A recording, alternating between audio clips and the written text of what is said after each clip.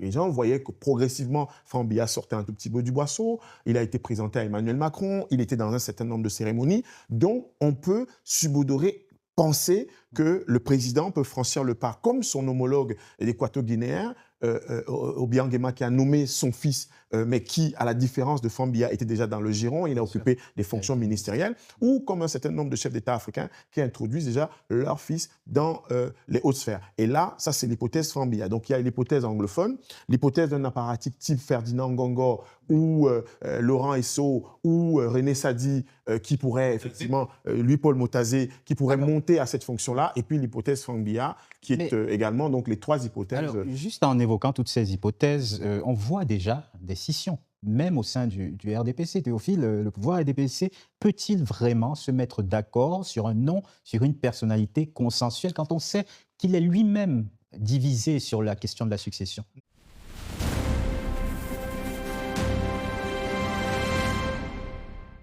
Ces soupçons de modification constitutionnelle, comment accueillir de prime abord cette nouvelle, Abdelaziz? Je crois qu'on a utilisé l'expression serpent de mer il y a quelques semaines ici, avec Jean-Bruno Tanier qui était de l'autre côté du Canada et qui partageait ce mot, qui était une Arlésienne, un serpent de mer. Là, c'est le serpent qui sort la tête de l'eau, mais en fait, on est dans la conséquence d'une installation progressive d'une monarchie au Cameroun. La monarchie, c'est celui qui a le pouvoir tout seul, celui qui a le pouvoir éternellement et celui qui a le pouvoir malgré son grand âge. Donc le président Biya cumule les trois. Première chose, on devait arriver inéluctablement à ce poste de vice-président parce que comment on explique ça? L'exposé des motifs de ce texte dit trois choses. La première chose, c'est qu'ils arguent de ce que ça permet d'avoir un tandem présidentiel beaucoup plus stable qui permettent de mieux gérer les affaires de l'État. Donc, il y a un aveu implicite, c'est que les affaires de l'État, compte tenu effectivement à la fois de la longévité, de la fatigue, du grand âge du président de la République, compte tenu, on l'a vu ces dernières semaines au Cameroun, des dissensions qui demandent de l'arbitrage au niveau du président de la République, compte tenu de ce qu'un certain nombre de grands dossiers du Cameroun, les projets structurels, les projets structurants, comme ils l'ont appelé dans le cadre des mandats précédents et qui devaient être réceptionnés, que ce soit les barrages pour réduire le déficit énergétique, que ce soit les questions qui sont liées au développement économique, à l'atteinte de cette émergence, la question de l'industrialisation du Cameroun, la question de l'amélioration de la gouvernance, des sujets cruciaux comme cela n'arrivent pas effectivement à être gérés de façon optimale. Donc, la responsabilité première au regard de la Constitution du Cameroun, qui est hyper présidentialiste, est celle du président. Mais qu'est-ce qu'on constate? C'est que le président est absent. Quand il n'est pas dans son village en Vomeka, il est à Genève, en Suisse, pour des raisons très souvent médicales. Donc, le pays était un tout petit peu en pilotage automatique. Sauf que ce pilotage automatique a été compensé pendant une dizaine d'années par un secrétaire général qui a battu tous les records de longévité au poste de secrétaire général de la présidence de la République, qui était le vice-président de fait. Donc, aujourd'hui, on est en train simplement de normaliser une situation qui existait déjà depuis que M. Ferdinand Ngongo, secrétaire général de la présidence de la République depuis 2011, a pris les rênes du pouvoir, aidé par le fait que, vous savez, c'est un tout petit peu ces questions de patrimonialisation de l'État. Il avait le soutien de Mme Biya. Ils viennent à peu près de la même ère géographique. Il avait un certain nombre de coups d'effrance qui lui ont été donnés. Et dans la pratique, ce qu'on lui attribue comme étant une délégation express de pouvoir ou de signature, ça a fait les choux gras de la presse. Mais en réalité, celui qui dirigeait le pays, c'était Ferdinand Ngongo. Deuxième argument qui a été invoqué, c'est la question des économies budgétaires. On l'a invoqué pour la prorogation du mandat des députés et bientôt des conseillers municipaux. On le met en avant dans le deuxième alinéa en termes de justificatif dans l'exposé des motifs. Et puis, troisièmement, on estime que le niveau de représentation à l'international sera relevé. Parce que très souvent, c'est le président du Conseil économique et social, de l'Assemblée ou le Premier ministre qui représente le président à l'international, puisqu'il ne participe pas au sommet ni de l'Union africaine, ni de la CEMAC, mais c'était souvent à Paris que le président Biya venait. Donc, en fait, la justification, c'est d'aller à un niveau de représentation élevé. Et enfin, on parle de stabilité. On parle de stabilité parce que, très précisément, à cause de l'âge du président, on se dit que la vacance peut intervenir pour des raisons biologiques. Et il faudrait donc qu'on puisse avoir une personne sûre. Et là, je crois qu'on va revenir là-dessus, une personne sûre qui, dans le casting de ceux qui peuvent éventuellement occuper le poste de vice-président. C'est vrai, Théophile, que les décisions prises ces dernières semaines détonnent quand on connaît effectivement l'immobilisme du pouvoir et même du pays tout entier qu'est le Cameroun. Là, on a vu par exemple les nominations à la tête de l'Assemblée nationale et du Sénat. Pour l'Assemblée nationale, quelqu'un qui était président depuis plusieurs décennies. Le Cameroun est un pays où tout mouvement semble en général empêché. Et là, avec la réunion du Parlement en congrès et la modification à venir donc de la Constitution, on peut dire que quelque chose se joue et qu'il n'y aura pas de retour en arrière. Oui, en fait, on dit que on ne sort jamais de l'ambiguïté qu'à ses propres dépens. Là, le système BIA est en train de sortir de l'ambiguïté et il en sortira forcément à ses dépens parce que justement, il abat ses cartes. Il est obligé d'abattre ses cartes pour des raisons biologiques. Plus personne ne fait semblant de croire à la fable selon laquelle Paul Biya est capable de diriger le Cameroun. Plus personne. Je ne sais pas si vous avez remarqué, mais même dans les photos que son entourage fait fuiter, on montre bien qu'il est totalement impotent, qu'il est vraiment plus capable du tout de gouverner quoi que ce soit. Avant de donner mon analyse, j'aimerais quand même lire ce qui, dans l'exposé des motifs, qui a fuité aujourd'hui même où nous tournons ce jeudi, ce qui va changer. Alors, un vice-président peut être nommé par le président de la République qui peut mettre fin à ses fonctions. Les attributions exercées sont celles que lui confère le président de la République dans le cadre d'une délégation express. Alors, je pense que peut-être que ça va changer dans le cadre de la Constitution elle-même, mais si on garde une telle formulation, c'est parce qu'on n'aime pas le Cameroun. Un vice-président peut être nommé, ça veut dire quoi? Ça veut dire qu'on peut faire tout ce changement-là, et le président, comme quand il s'est agi de nommer le président de la Cour suprême ou de nommer le président du Sénat, pourra attendre peut-être, et peut-être pas le nommer, puisqu'il peut être nommé. Donc on se réserve le droit de faire perdurer une incertitude institutionnelle. Ce sera dans les prochains jours, comme il avait dit, pour la nomination d'un gouvernement qu'on attend toujours. Bon, déjà, cette formule, elle est assez spéciale. Et donc, en plus, ce Premier ministre, ce vice-président, non seulement, effectivement, il n'a aucune légitimité électorale, parce que souvent, dans les pays où il y a un vice-président, comme au Ghana, c'est un ticket. C'est-à-dire que le vice-président procède de la même légitimité que le président de la République. Là, il peut le nommer, mais il peut le changer aussi. C'est-à-dire que pour des besoins d'affichage, il peut décider, genre peut-être dans 2 mois ou 1 mois, de nommer un vice-président, et au moment où il sent que sa mort arrive, ou alors que son incapacité réelle arrive, il change. Ça veut dire que il est tout à fait loisible à son entourage de le faire parler à un moment donné, dans la difficulté, et de sortir un décret de nomination d'un autre vice-président. Mais dans ce cas, ce n'est plus un vice-président. Dans l'esprit des institutions, un vice-président qu'on peut changer 3, 4 fois, 5 fois n'est plus un vice-président. C'est quelque chose d'autre. Alors, la durée des fonctions du vice-président ne peut excéder celle du mandat du président de la République lui-même. Bon, ça c'est un peu logique. En cas de vacance, le vice-président achève le mandat du président de la République après prestation de serment. Il nomme à son tour un vice-président. Ça veut dire que c'est un coup d'État. C'est le coup d'État du week-end pascal. En fait, c'est une manière de construire un système qui s'autonomise totalement de la volonté populaire pendant 7 longues années, alors que l'élection, la supposée élection de Paul Biya de 2025 est déjà en réalité une impossibilité mathématique. Donc il y a eu le coup d'État d'octobre, et là il y a le coup d'État d'avril. Et heureusement qu'on ne l'a pas fait le 1er avril, parce que vraiment on l'aurait pris pour un poisson d'avril. Mais on est vraiment dans la réalité. Et la perfidie du choix du calendrier, on pourra en reparler, mais en tout cas, l'exposé des motifs nous dit qu'au cas où le vice-président est à son tour empêché ou lorsque le poste n'est pas pourvu, un scrutin est alors organisé pour l'élection d'un nouveau président. Dans cette hypothèse, l'intérim est assuré de plein droit par le président du Sénat. Je pense que le président du Sénat, qui vient juste d'être nommé, c'est-à-dire le Lamido de Rebouba, appréciera sa place de 5e haut du carrosse. Parce que finalement, on ne le nomme que pour le dénommer d'une certaine manière. Parce que jusqu'à présent, le président du Sénat était un vice-président, mais un vice-président élu.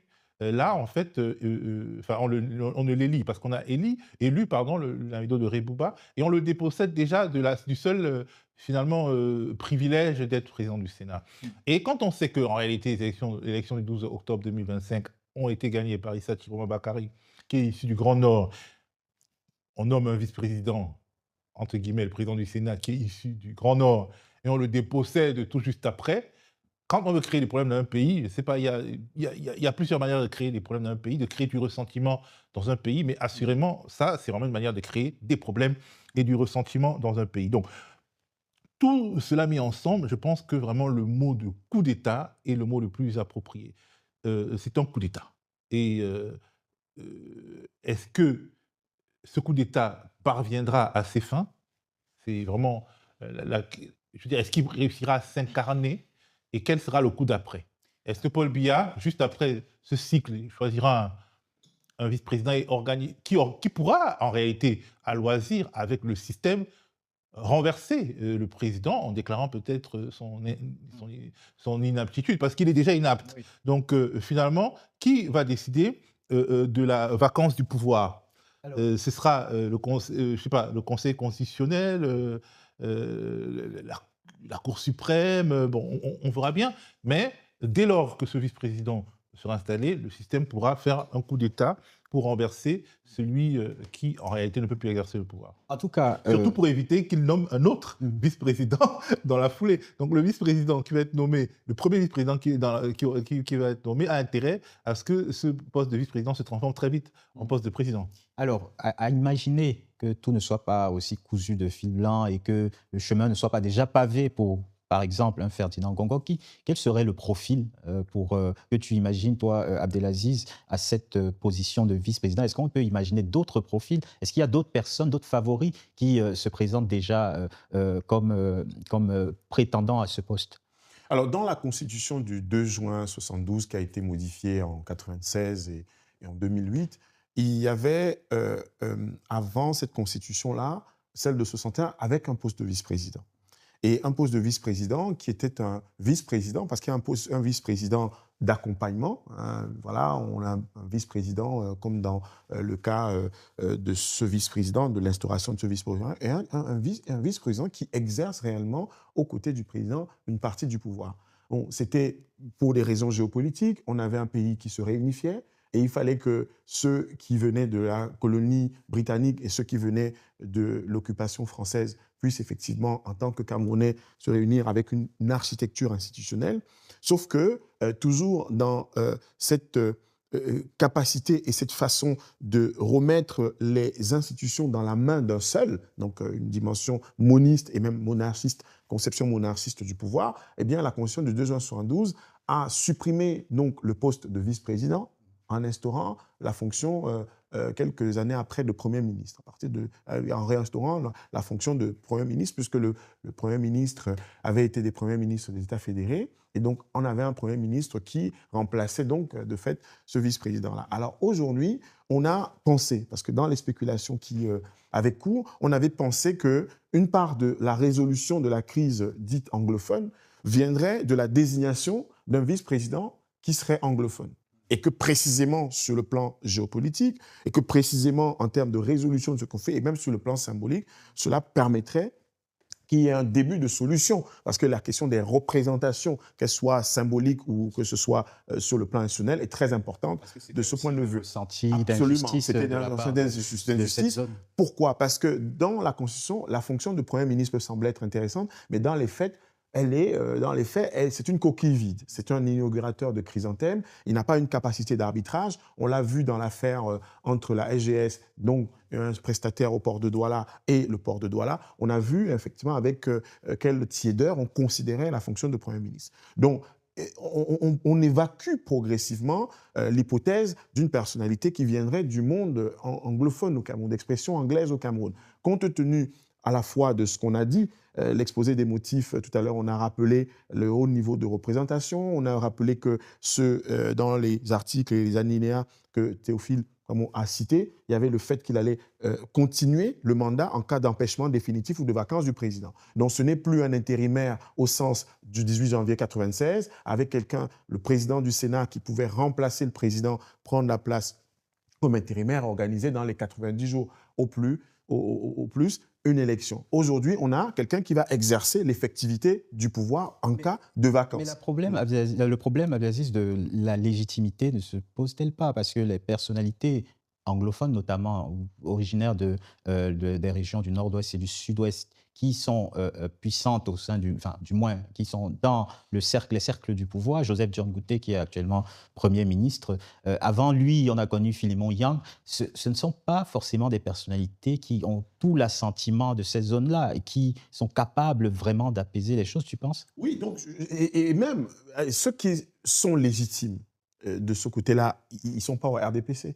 Ils ne sont pas dans le giron du pouvoir. Ah non, mais non, Abdelaziz, je t'arrête tout de suite. Le fief absolu du pouvoir camerounais depuis le 12 octobre 2025, oui. C'est le département de la Mesam dans le nord-ouest. Tu as oublié. Oui, alors moi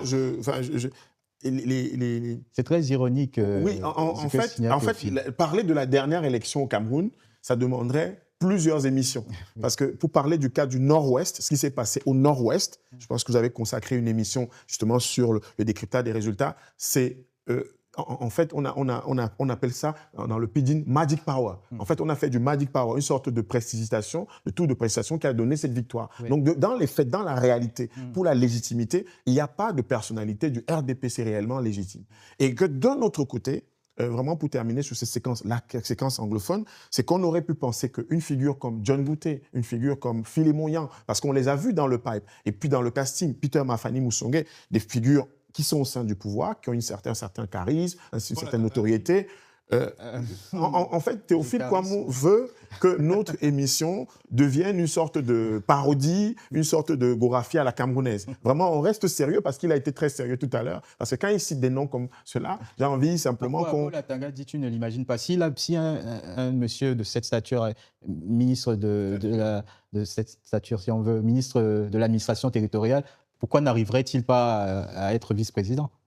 C'est vrai qu'avec la nomination de Paul Atanga comme ministre de l'administration territoriale, pour moi, j'avais considéré qu'on a démonétisé la fonction. Et c'est vrai que s'il a été, il peut l'être. Mais en restant effectivement sur un casting qui serait à peu près sérieux de ce point de vue-là, il y a sur la partie anglophone, tout à l'heure je disais que le fait que le vice-président puisse aller jusqu'au terme du mandat, ça change tout. Ça change complètement tout. C'est-à-dire qu'on a aujourd'hui, on va voir plutôt du côté de la proximité du président de la République. Oui. C'est-à-dire que des gens qui ont une vraie confiance vis-à-vis des tout-dits, des personnes qui seraient même de l'ère géographique du président, parce que la géopolitique camerounaise, elle intègre ces éléments-là. Il y a une évocation du fils du président, c'est-à-dire Franck-Emmanuel Biya. Je pense que comme la question du vice-président, c'est resté dans l'air pendant longtemps. Il y a eu l'évocation de la révision constitutionnelle avec le poste de vice-président depuis 7 ans, à peu près, depuis 7 ans au Cameroun. Et il y avait aussi le fait que certaines personnes, en anticipant, ont créé un mouvement des franquistes parce qu'ils avaient l'information. C'était une sorte de délit d'initié. Donc les gens voyaient que progressivement, Franck Biya sortait un tout petit peu du boisseau, il a été présenté à Emmanuel Macron, il était dans un certain nombre de cérémonies, dont on peut subodorer, penser que le président peut franchir le pas, comme son homologue équato-guinéen, Obiang Nguema, qui a nommé son fils, mais qui, à la différence de Franck Biya, était déjà dans le giron, il a occupé des fonctions ministérielles, ou comme un certain nombre de chefs d'État africains qui introduisent déjà leur fils dans les hautes sphères. Et là, ça, c'est l'hypothèse Franck Biya. Donc, il y a l'hypothèse anglophone, l'hypothèse d'un apparatique type Ferdinand Ngongor, ou Laurent Esso, ou René Sadi, qui pourrait effectivement, Louis-Paul Motazé, qui pourrait monter à cette fonction-là, et puis l'hypothèse Franck Biya, qui est également donc les trois hypothèses. Alors, juste en évoquant toutes ces hypothèses, on voit déjà des scissions, même au sein du RDPC. Théophile, le pouvoir RDPC peut-il vraiment se mettre d'accord sur un nom, sur une personnalité consensuelle, quand on sait qu'il est lui-même divisé sur la question de la succession? Non. On continue?